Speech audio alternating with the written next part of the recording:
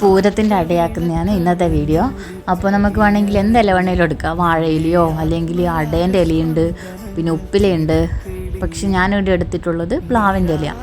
അപ്പോൾ പ്ലാവില എടുത്ത് പിന്നെ ഈ ഉരുട്ടുന്നതെന്ന് വെച്ച് കഴിഞ്ഞാൽ അരിപ്പൊടിനകത്ത് വെള്ളത്തിൽ ഉപ്പിട്ട് തിളപ്പിച്ചിട്ട് അതും കൂടെ ചേർത്ത് നല്ലപോലെ മിക്സ് ചെയ്തതാണ് ഇത്. അപ്പോൾ അത് നല്ലപോലെ കുഴച്ച് ഉണ്ടയാക്കാം. എന്നിട്ട് ഇതുപോലെ അമർത്തിയിട്ട് അതൊരു കോപ്പ പോലെ ആക്കിയെടുക്കാം. കാരണം അതിനകത്തേക്ക് നമുക്കൊരു മിക്സ് ഇടാനുണ്ട്. അപ്പം നല്ല കോപ്പ പോലെ ആക്കിയെടുക്കാം. ഞാൻ കുറേ എണ്ണ ആക്കി, കുറേയെല്ലാം നല്ല വൃത്തിയിൽ കിട്ടി. ഇത് കുറേ പൊട്ടിപ്പോകുന്നുണ്ട്. വീഡിയോ ഓണാക്കിയതിന് ശേഷം ഇത് കുറേ പൊട്ടിപ്പോയി. അപ്പോൾ ഇതുപോലെ മിക്സ് ചെയ്ത് ഇങ്ങനെ കോപ്പയാക്കി എടുക്കുക. ലാസ്റ്റിലോട്ട് വരുമ്പോഴത്തേക്ക് അതിൻ്റെ സൈഡൊക്കെ ഇങ്ങനെ പൊട്ടിപ്പോയി. ഇതിനകത്ത് ചേർക്കേണ്ട മിക്സ് എന്ന് പറഞ്ഞാൽ ശർക്കരയും തേങ്ങയും ചേർത്തിട്ടുള്ള മിക്സാണ്. അത് ഉണ്ടാക്കിയെടുക്കുന്നത് ആദ്യം ശർക്കര ഇച്ചിരി വെള്ളം ഒഴിച്ച് ശർക്കര കുറുക്കിയെടുക്കണം. അതിനുശേഷം വേറൊരു പാത്രത്തിൽ തേങ്ങയിട്ട് അതിനകത്തേക്ക് ശർക്കരയും കൂടി ഇട്ട് മിക്സ് ചെയ്തിട്ട് എടുക്കുന്നതാണ്. വേണമെങ്കിൽ നമുക്ക് ഏലക്കായ പൊടിച്ചതും കൂടി ഇതിൻ്റെ കൂടെ ചേർക്കാം. ഇതിനകത്ത് ഏലക്കായ പൊടിച്ചതും കൂടെ ഒരു ഫ്ലേവറിന് ചേർത്തിട്ടുണ്ട്.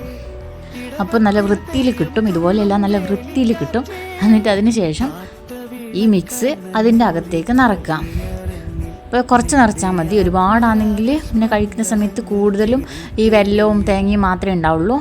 നമുക്ക് വേണമെങ്കിൽ ഇതിന് പകരം പഞ്ചസാരയും തേങ്ങയെല്ലാം ഇടാം. ഞാൻ ചില സമയത്താക്കുമ്പോൾ പഞ്ചസാരയും തേങ്ങയും ഇടാറുണ്ട്. അപ്പോൾ ഇപ്രാവശ്യം ഇങ്ങനെ ശർക്കരയും തേങ്ങയാണ് ഇട്ടിട്ടുള്ളത്. അത് നമുക്കിത് വേണ്ട ആകൃതിയിൽ, അതായത് നമുക്ക് ഇഷ്ടമുള്ള ഷേപ്പിലേക്ക് മാറ്റിയെടുക്കാം. ഞാനിത് ഇങ്ങനെ തന്നെയാണ് ആക്കുന്നത്. എന്നിട്ട് അതിന് ശേഷം പ്ലാവിലേൻ്റെ ഇലയിൽ വെച്ചിട്ട് അത് ഇങ്ങനെ കവർ ചെയ്തെടുക്കാം. അപ്പോൾ സാധാരണ ഞാൻ മുന്നേ ആക്കുന്നതാണെങ്കിൽ ഉപ്പിലേനകത്ത് ഇതുപോലെ തന്നെ ഉണ്ടാക്കി ഉപ്പിലയിൽ വെച്ചിട്ട് 4 സൈഡിൽ മടക്കും. ഇതുപോലെ നല്ലോണം ചൂടാക്കുക.